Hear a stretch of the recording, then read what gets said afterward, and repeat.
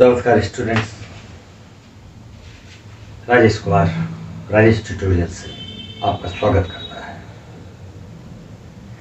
सबसे पहले मैं उन सारे स्टूडेंट्स को कॉन्ग्रेचुलेशंस देता हूँ जिन्होंने मेहनत किया और सफलता हासिल की। ऐसे कई स्टूडेंट्स हैं, बहुत सारे स्टूडेंट्स हैं जो जानते हुए या अनजाने में हमारा उनसे वास्ता हुआ YouTube के माध्यम से।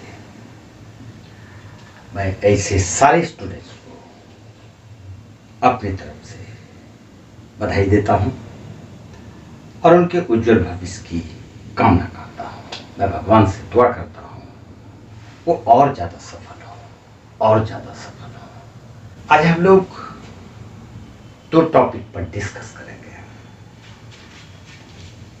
Arithmetic progression exercise 5.5 doctor R D Sharma, और दूसरा टॉपिक होगा how to get success in life. पहले हम लोग how to get success in life इस पर डिस्कस करते हैं। ज्यादातर लोग ये सोचते हैं और वो इसी रास्ते पर चलते भी हैं। सक्सेसफुल जो पर्सन होते हैं उनके फुटप्रिंट्स को फॉलो करो तो सफलता मिलेगी। मैं ऐसा नहीं मानता।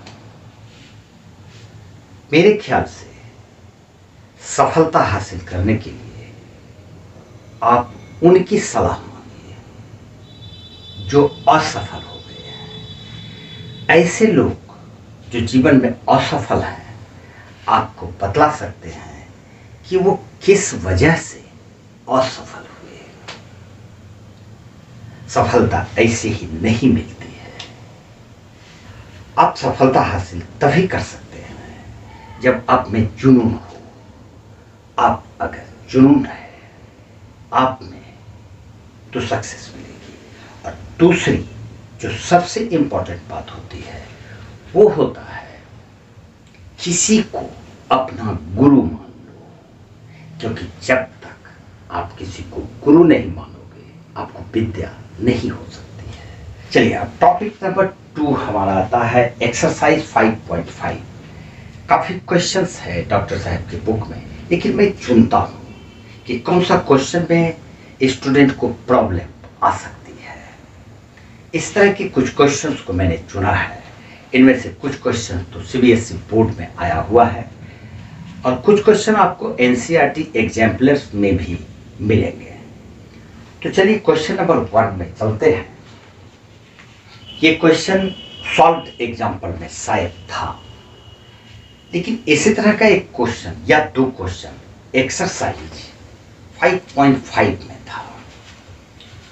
और इस क्वेश्चन को एक्सरसाइज के बजाय मैंने इसलिए चुना क्योंकि ये क्वेश्चन ज़्यादा मजेदार मुझे लगा और एनसीईआरटी एग्जाम्पलर में भी ये क्वेश्चन आप देख सकते हैं। ये क्वेश्चन है n-2 4n-1 and 5n plus 2 5n plus 2 are in EP. Find n, or you can say find the value of n. 5.5 exercise में क्वेश्चन नंबर 1 और 2 इसी पर बेस्ड है। ऐसे क्वेश्चन को जबकि आपको 3 टर्म्स दिए हुए हों और आपको जो वेरिएबल है जैसे यहाँ पर n है वो फाइंड करना हो तो कैसे फाइंड करोगे। देखो क्योंकि ये तीनों अर्थमेटिक प्रोग्रेशन में है, और जब अर्थमेटिक प्रोग्रेशन में हो तो उसका कॉमन डिफरेंसेस तो इक्वल होगा ही। और जैसा हम लोग जानते हैं कॉमन डिफरेंसेस T2 यहां पर और माइनस T1, ये कॉमन डिफरेंस होगा T2 minus T1, T2 second term, T1 first term, A1 A2 A3 भी मान सकते हो, is equal to T3 minus T2, T3 minus T2। कोई भी क्वेश्चन हो इस तरह का, आप इसी तरह से उसको सॉल्व करो, जरूर वैल्यू प्राप्त होगा।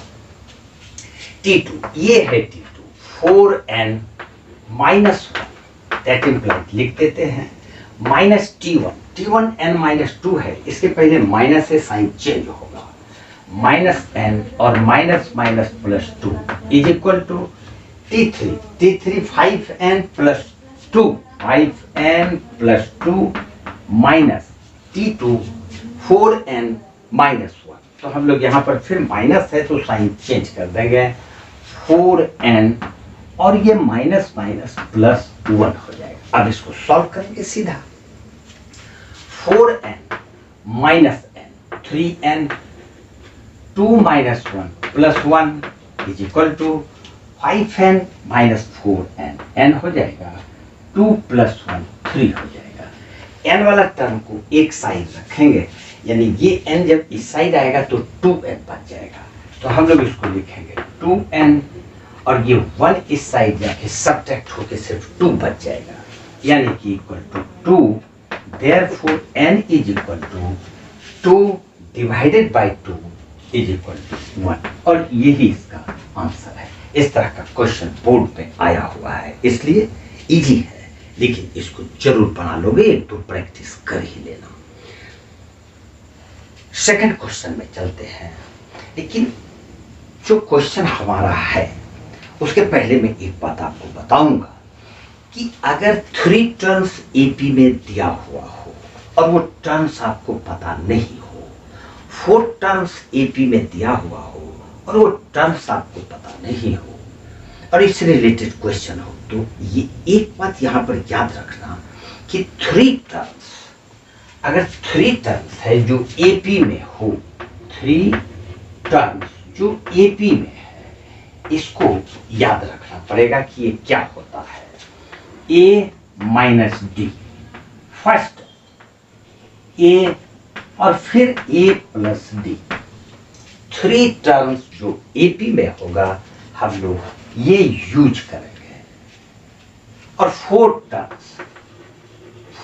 टर्म्स जो एपी में है उसको हम लोग लिखेंगे a minus 3d, a minus D, a plus D और a प्लस 3d, ये 4 टर्म एपी में होगा। अगर 4 टर्म्स रहे तो ये यूज करेंगे, 3 टर्म्स रहेगा तो ये यूज करेंगे, इसी पर बेस्ड हमारा नेक्स्ट क्वेश्चन है। चलिए क्वेश्चन नंबर 2 में 3 टर्म्स इन एपी और 4 टर्म्स इन एपी वाले क्वेश्चन को सॉल्व करने के पहले एक क्वेश्चन 3 है, एक्सरसाइज 5.5 में क्वेश्चन नंबर 3, ये एग्जामिनेशन में आया हुआ क्वेश्चन है, मेरे ख्याल से शायद 2020 में ये क्वेश्चन आया हुआ है।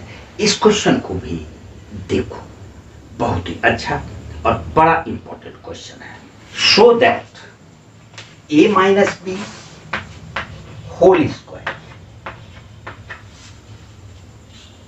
a square plus B square and a plus b whole square are in AP, ये प्रूफ करना है। ये क्वेश्चन नंबर 3 है, एक्सरसाइज 5.5 का। शो दैट मैंने लिखा नहीं, प्रूफ दैट, शो दैट एक ही है, a minus B whole square, a square plus B square, ये अलग अलग 3 successive terms of an AP नहीं बोल सकते क्योंकि ये प्रूव ही करना है ये एपी में होगा। ऐसे क्वेश्चन को आप कैसे सॉल्व करोगे?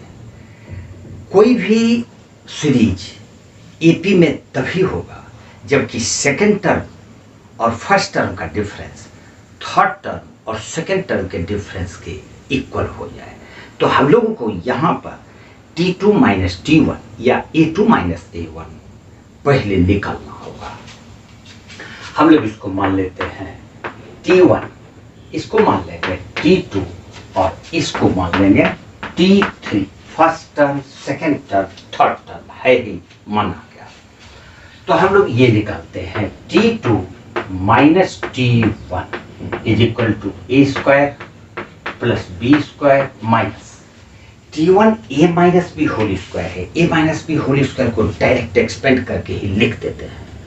a minus B whole square is equal to A square plus B square minus 2ab, लेकिन साइन चेंज हो जाएगा सबका क्योंकि पहले माइनस है। तो ए स्क्वायर प्लस बी स्क्वायर में ये minus A square minus B square और माइनस 2ab वाला टर्म प्लस हो जाएगा। तो ये आ गया प्लस 2ab, ये कैंसिल हो जाएगा, दोनों बच जाता है 2ab। अब हम लोग second term minus first term तो निकाल लिया, अब third term minus second term निकालेंगे। Third term T3 minus T2 is equal to T3 equal to a plus B whole square minus second term A square plus B square है, फिर minus है तो sign change कर देंगे दोनों का, minus A square minus B square, इसको expand करेंगे। A square plus B square plus 2ab minus A square minus B square, ये कैंसिल हो जाएगा, बी स्क्वायर और ए स्क्वायर, सिर्फ 2ab बचता है। अब क्या देख रहे हैं, T2 minus T1 equal to 2ab, T3 minus T2 equal to 2ab, दोनों इक्वल है। लिखेंगे since T2 minus T1 is equal to T3 minus T2, common differences are equal, therefore a minus b whole square a square plus b square and a plus b whole square are in ab। अब हम लोग उस question पर चलेंगे जिसमें कि हमको 4 unknown terms दिया हुआ है और इसके बीच में कुछ रिलेशनशिप है, या 3 अननोन टर्म्स दिया हुआ है और उसमें कुछ ना कुछ रिलेशनशिप है। चलते हैं नेक्स्ट क्वेश्चन में। डॉक्टर आर डी शर्मा साहब की बुक का एक्सरसाइज 5.5 का ये क्वेश्चन नंबर 8 होगा। डिवाइड 56 इन 4, जैसा भी हम लोगों ने डिस्कस किया, 3 पार्ट्स और 4 पार्ट्स हो तो उसके लिए आपको कुछ नंबर्स याद रखना पड़ेगा। जैसे यहाँ पर 4 पार्ट्स है तो 4 टर्म्स, ये a माइनस 3d, फिर ये फर्स्ट टर्म हो जाएगा। Any 4 successive terms, a minus 3d, a minus d, a plus d और a प्लस 3d, ये 4 टर्म्स जो AP में है ये आपको मानना होगा, याद रखना पड़ेगा। 56 को डिवाइड करना है ऐसे ही 4 टर्म्स में, तो 56 को मान लिया कि वो जो 4 पार्ट्स है, 4 टर्म्स है, जो कि 56 को हम लोगों ने डिवाइड किया, वो ये 4 पार्ट्स है। ये सबसे छोटा होगा और ये सबसे बड़ा पार्ट होगा। अब हम लोग क्या करते हैं कि ये चूंकि ये 56 को डिवाइड किए हैं तो चारों पार्ट्स को अगर हम ऐड करेंगे तो वो 56 तो होगा ही। तो ऐसा करते हैं, ये चारों पार्ट्स को ऐड कर देते हैं। अकॉर्डिंग टू क्वेश्चन हम लोग बोलेंगे a minus 3d plus a minus d plus a plus d और plus a plus 3d is equal to 56। ये 4 पार्ट्स 56 को ही डिवाइड करने पर प्राप्त हुआ, इसलिए अगर ये चारों पार्ट्स को ऐड कर देंगे तो वो 56 से ही आएगा। अब यहाँ पर minus 3d plus 3d cancel हो गया, minus d plus d cancel, 1 2 3 4, 4a is equal to 56 therefore a is equal to 14 आ जाएगा।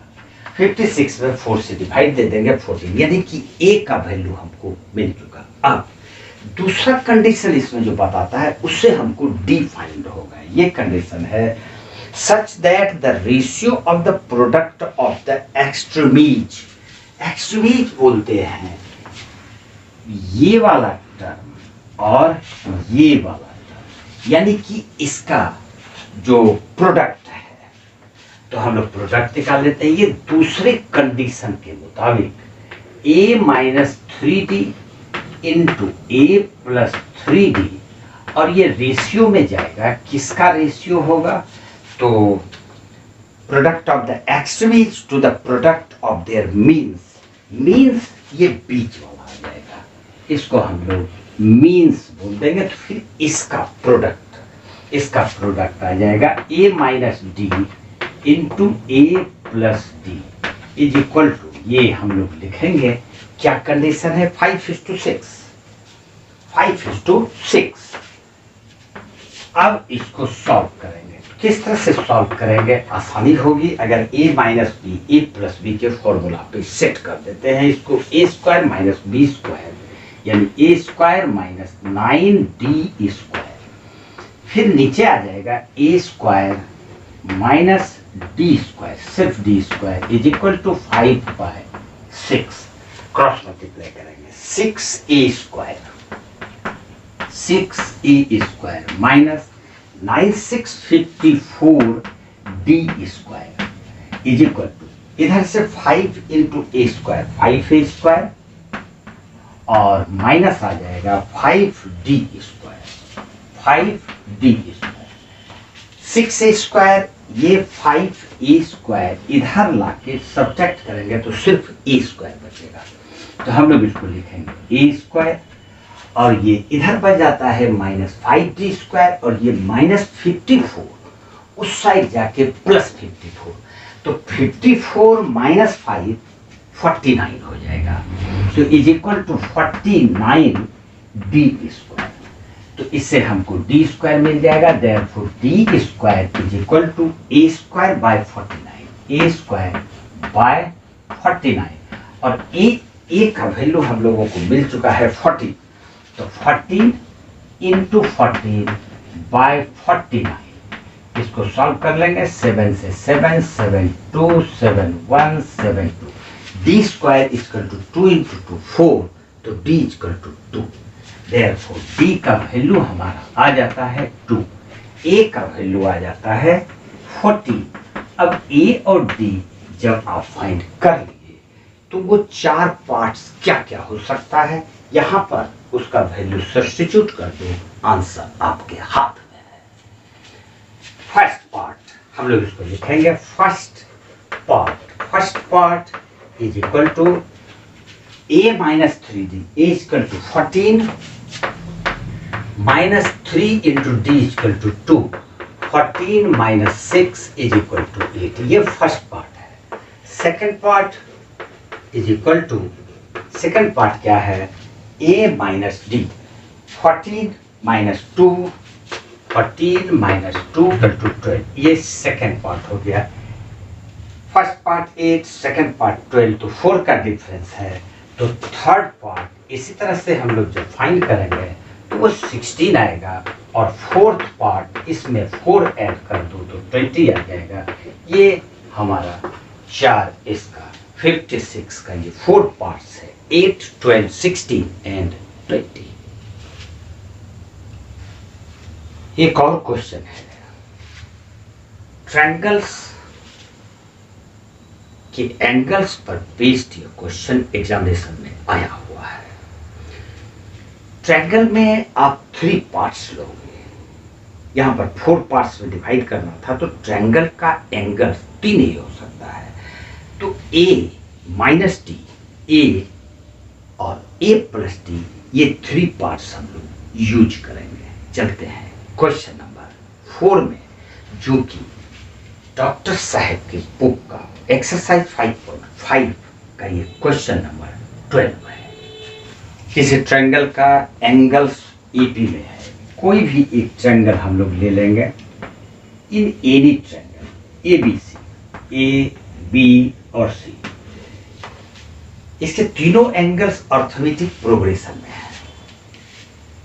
The greatest angle is twice the least angle, अब फाइंड ऑल द एंगल्स। सवाल ये उठता है कि इसका एंगल्स क्या माने, एक्स वाई जेड मानने से काम चलेगा नहीं। जैसा हम लोगों ने डिस्कस किया कि 3 टर्म्स इन एपी जब रहे तो हम लोग उसको मानेंगे, तो यहां पर एंगल ए को हम लोग मान लेंगे ए माइनस डी, और एंगल बी को हम लोग मान लेंगे ए, और एंगल सी को मान लेंगे ए प्लस डी। ये मानना होगा और ये याद रखना होगा 3 टर्म्स इन एपी अगर है, क्योंकि ये एंगल्स इसका एपी में है, इसलिए हम ये 3 टर्म्स को मानेंगे, नहीं तो ज्योमेट्री में तो दूसरा तरीका है। अब कंडीशन के मुताबिक जानते हैं कि किसी ट्रायंगल में angle A plus angle B plus angle C is equal to 180 degree. यहाँ पर angle A minus D plus A plus D is equal to 180 degree. तो ये डी तो कैंसिल हो जाता है, A plus A 3a is equal to 180 degree. Therefore, a is equal to 180 by 3, 60. ये a का वैल्यू हमारा आ जाता है। अब जब तक d नहीं फाइंड हो जाएगा तो हम एंगल्स को फाइंड नहीं कर सकते हैं, तो उसके लिए बोलता है द ग्रेटेस्ट एंगल। अब यहाँ पर a माइनस डी, ए और a प्लस डी में कॉमन सेंस की बात है, आप अच्छी तरह से जानते हैं कि इसमें ग्रेटेस्ट कौन होगा, तो ग्रेटेस्ट ये होगा। ग्रेटेस्ट स्मॉलेस्ट का ट्वाइस है, बच जाता है ये दोनों में। इसमें स्मॉलर कौन है, इस दोनों में ये वाला ए माइनस डी छोटा होगा ए से। तो क्वेश्चन के मुताबिक greatest angle A plus D is equal to twice into A minus D, ये सेकंड कंडीशन है। फर्स्ट कंडीशन तो ट्रायंगल का sum of angles of a triangle is equal to 180 degree. अब हम लोग इसको सॉल्व करेंगे, a plus D is equal to 2a minus 2d। ये d वाला टर्म्स को इसके साथ लाएंगे तो 3d हो जाएगा, और ये a उस साइड जाके सब्ट्रैक्ट होके a बच जाएगा, तो आ जाता है 3d is equal to a, यानी कि a का value 60, 3d is equal to 60, therefore d is equal to 20। हम लिख सकते हैं therefore d is equal to 20, क्योंकि a का वैल्यू 60 रखने पर 3 से डिवाइड देंगे तो वो 20 आ जाएगा। a फाइंड हो गया, d फाइंड हो गया। अब हम एंगल्स क्लियरली निकाल सकते हैं। Angle a, therefore angle a is equal to a minus d is equal to a is 60 minus d is equal to 20 degree लिखेंगे तो ये 40 डिग्री आ जाएगा। फिर एंगल बी ए है तो ये A is equal to 60 degree, और angle C is equal to A plus D is equal to 60 degree plus D is equal to 20 degree is equal to 80 degree. इस प्रकार से ये जो 3 एंगल्स है 80 डिग्री, 60 डिग्री और 40 डिग्री, ये arithmetic progression में भी है। और greatest angle that is 80 degree, smallest angle का 2 टाइम्स भी है। स्मॉलेस्ट एंगल यहाँ पर हमारा ये 40 आता है, 80 डिग्री 40 डिग्री का ट्वाइस है भी, दोनों कंडीशन फुलफिल हुआ। आज इतना सा है। जय हिंद, जय भारत।